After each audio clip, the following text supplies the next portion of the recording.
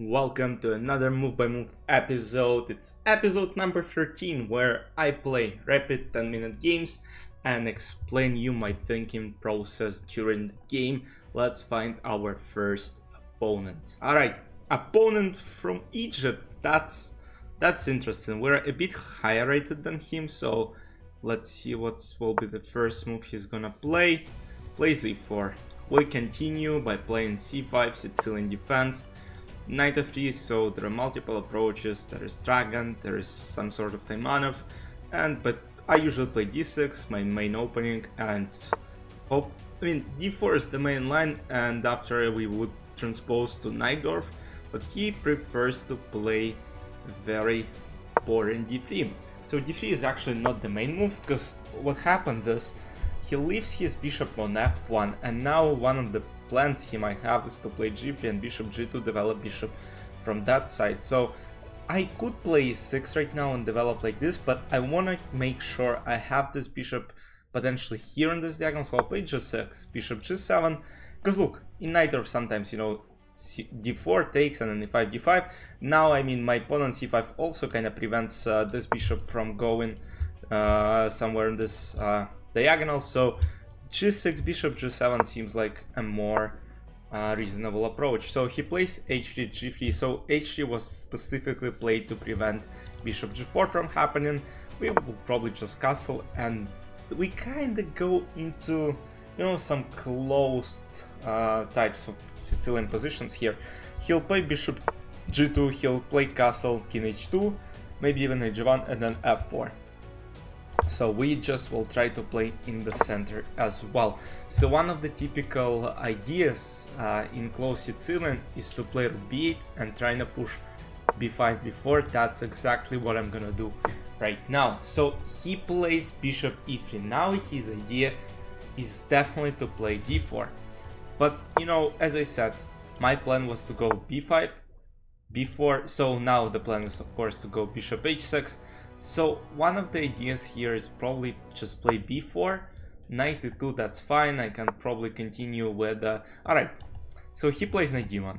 Knight d1 is... okay, I can't say it's a good move, but at the same time it doesn't harm the position a lot. Why it's not... why he didn't play knight d2 is another question, because I think knight d2 is a bit better, because you kind of keep rook here, because now you'll have c3, you'll have to spend some time, or one of the options is to go this way and then knight d3, which is not bad as well, and then knight potentially jumps to c4. It might be his plan, but I'm not sure if it is as good as it was, let's say, after knight d2, bishop h6, and then trade some knight f4. He goes knight h2. You know what, I don't quite like this move. You know why? Because now I have queen c8, and the problem is, let's say, now knight is on h2 and king cannot go defend this pawn, so one of the options is to play g4, but I think move like h5 might be really annoying, because now let's say g5, I just go knight h7, and I not only attack this pawn, I also kind of keep an eye on this pawn, and if takes, I think I might even take here, or going knight h5 will be good enough. Moves like f3 just, I just don't like the way it looks, because okay, I'll just look. He basically locked his knight on d1. Now after f3, let's say, this knight on h2 has no moves, so I think I might have some good advantage here, but once again, it's gotta be provable here, so it will be very important to see how I play here, and he plays f3, exactly f3. So there are a couple of things to think about. I wanna start kingside or queenside push. Another thing here is still, let's say, knight f2. I want to keep an eye on this one, but let's start with a5, because it's not that bad. Takes, I can take. If bishop h6, I just don't like this one. Maybe knight d4 will be very strong, because now let's say knight d4, I'm threatening to take on h6 and take on c2, keeping myself with an extra pawn later in the endgame. And one of other thing might be some knight e2, knight g3 fork. So let's say takes, knight e2, the only move will be king f2. And let's say he plays this right now, I can just take, go knight e2, knight g3, knight f1, and keep and exchange takes. And now it's interesting. Yeah, he goes knight e3. So moves like this I just don't like, because f takes g4, I open f file for him, g5 is gonna come. So I still gotta keep this in the center, I believe. So knight e6 might be one of the options. f4 I can just take for now, so let's just push a4. So let's see what he's gonna do, because g takes h5, knight h5, I'm in full control. I also try to get this f4 square. Maybe e5 is the move I should consider, because then knight e6, knight f4 comes with a huge power, as well as, let's say, some, if he ends up taking knight h5, knight f4, very beautiful square on f4, which is very weak. And if he pushes f4, I can just take on g4 and, you know, keep an extra pawn on the board. Yeah, he's spending some time thinking, and like, I'm not sure what's my plan here on the queen side, because look, obviously I want to try and go for a3 and then take stakes and potentially take b file under control, but it's still very complicated. And if take stakes, as I said earlier, f file is opened, might get some troubles. So one of the plans might be knight e6, g5, knight f4. So yeah, there is some stuff to think about, but yeah, it's good he's spending some time as well. Because look, I still don't like how this knight is here. Yeah, plays queen f2. So I already like this one. Why not play a3, let's say? Because now I think b takes, and even though this a3 pawn looks like a weakness, I don't think it is a weakness or whatsoever. Yeah, now you know what, I really want to go for this. The only thing I don't like is stupid f4, but f4 doesn't really work, guys. So why not play e5, because now f4 walks into e takes f4. And the idea is I have this little fork on it and I keep a lot of extra material. My plan now, knight e6, knight f4, it's a disaster for white pieces. Even though it doesn't seem right locking myself, but you know, my knight on f4 potential of it is just unbelievable. And he plays f4, now after e takes f4, there's a serious question. White are probably just losing, if I'm not mistaken, because now queen f4 is obviously cannot be played due to this little tactic. Knight c4, okay, I mean, knight c4 attacks pawn on d6, yeah, he plays this way. And still I don't understand the idea behind it. What if I play knight h7, trying to take on g5? And also one of the ideas, let's say knight d5, I'll play bishop h3 next. And I'll also try to take on g5. Like what, he'll play h4 now, but h4 just loses due to f takes 3, so it's not really possible. So he plays this way. And now I gotta think of different ideas. Why not play bishop h3? Because now, let's say knight f7, I think I can just go queen d7. Knight f4, I'm just taking and taking on g5. My position should be good enough to convert, but let's see anyways, because I know sometimes bad things might happen. Yes, takes. I'm just an extra. I'm up a pawn. Like, how is he gonna tell me that he has any chances when I don't think he has anything? Like, knight e6 now threatening this pawn. If knight d5, knight g5, or this knight g5, and then I'll just basically trade pieces of the board, even more of them. Knight e6 just takes with pawn. Because look, there are no squares of entrance on f file. Yeah, he plays this, but I think after e5, yeah, maybe knight goes somewhere. So I gotta come up with a better option.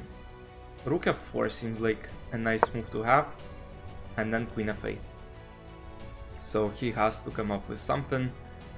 Queen f8, also rook g4 is the idea right now. So if knight d2, rook g4, I win the game. So he's gotta do something. Well, what I'm gonna do, I'll prepare queen f8, take 6, and I should have no problems converting this position, because it looks completely winning. Let's say queen g3, I just play e5, yeah, takes. The idea now is rook f1, queen g5, and I just have too many extra pawns, and he can't even prevent queen trade from happening. So Now it's just one player who is going to play here, and it's me. Because basically, if he tries to trade rooks off the board, it won't really help. Because the position is obviously absolutely dead lost. I don't want to even worry about, let's say, I just want to, let's say, play h4, and then h3, and then rook f3, h2, and just promote. e5, simple d5, it's a win, guys. All I gotta do here is be a bit careful, not mess this up, how I like doing it sometimes. But yeah, after, let's say, I don't even have to do stupid moves necessarily, just rook f4. And what can I do? This should be enough, because the only move right now, let's say this, I can just push, and king g1 will be one of the only options, and then I can just play rook f3. And then, of course, I end up taking all the material d5. The idea now is simple. Also d4 weakness, huge weakness, becomes a weakness. h3, rook f3 should end the game pretty quickly. This is the only move. And then h3 does game over. It's basically rook e2. I mean, I can just go even more simple. I can go rook f5, and I can go knight f7, knight d5, and he just simply resigned. Now let's get to analysis. That was a great game by me. You will see a screenshot of the stats. White played with 86.9, while black, myself, played 84.9. We didn't have any blunders. Like, yeah, he had one mistake, couple of inaccuracies. The performance rating is quite good, but let's quickly look through the game and see where he messed up. So yeah, this setup is not that good, because black got an easy play, white were not doing anything good in this game. So yeah, I had an easy play. And guys, just remember the plan in close Sicilian structures. Like, all you gotta do, probably play g6, bishop g7, develop your bishop here, and then try to play b5, b4, bishop b7, and try to create queenside attack with the pawns. So played bishop e3. His idea was simple, like he wanted to trade dark squared bishops off the board, but I mean, it doesn't really help in this position. And here, guys, yeah, computer actually likes knight e1 more than knight e2, which is, I can't say it's weird, but it's like, alright, a5, at least you keep this rook, and this knight didn't really move throughout the game. So I would honestly prefer to play this position with white than, let's say, after knight d1. Alright, knight d1 is not this terrible yet. Bishop d7, knight h2, and this is the first inaccuracy. Like, look, knight h2, and this is exactly like I play bishop d7 for a reason. I want to play queen c8 and try to basically threaten this pawn on h3. Many people will probably just play, let's say, bishop h6 or play king h2, but he decided to go for knight h2, which is weird to me. Yeah, his plan was obviously to push f4. The problem with f4 here is that he just doesn't have time to do it, because I have very precise queen c8 attacking the pawn. Now, of course, he doesn't really want to play h4, because now this is just all holes, and you know, knight h5 is good. Knight h5 is good for a reason, because now his plan of pushing f4 doesn't work anymore. But alright, h5, and now he's in huge trouble, because he has to deal with several threats. I want to take on g4. If g5 is played, I play knight h7, and let's say h4. It's a complete disaster. Computer even thinks after f5 I have very strong advantage. But after f3, a5, you know, my plan was simple. My plan was just to push queenside as far as I possibly can. Bishop h6, knight d4, takes, knight d3, a4, queen f2. Queen f2 is another move I don't really understand. What's the idea of it? To play f4, but then I just take, to play queen h4, but it doesn't really help. I can even take and go rook h8. So not a lot of moves work here really. And after e5, it turns out that I prevented f4 from happening probably forever, because I want to play knight d6, knight f4, and you know, slowly white are falling apart. Like, computer says h4 now is the best move, but when you have to play h4, it only means that probably white are in huge trouble, and from now on it was no problem for black to win. because f4 was played. f4 is apparently even good according to computer, even though it's not, it just gives up a pawn on f4. And now the point is, after queen f4 there is fork in f2, that's why he can't even take it. He plays 3-5 first, and now I apparently had knight d4, which I actually missed. The idea is simple, takes, let's say takes, there is fork on c2, there is simple bishop h3, like everything wins for black pieces. Knight d5, bishop h3, of course, it collapses, knight d6, trading pieces of the board, rook f4. Now the idea again after rook f4 is to play rook g4, so he played knight h2 preventing this move. And now I just want to trade pieces, and of course this is a completely winning knight and rook endgame, h4, rook f4, d5, and he finally resigned because he has no moves. Like one of the moves is knight f1, but there is nothing to analyze really. Like all I can do right now is even play rook f5, knight f7, and capture pawn on e5.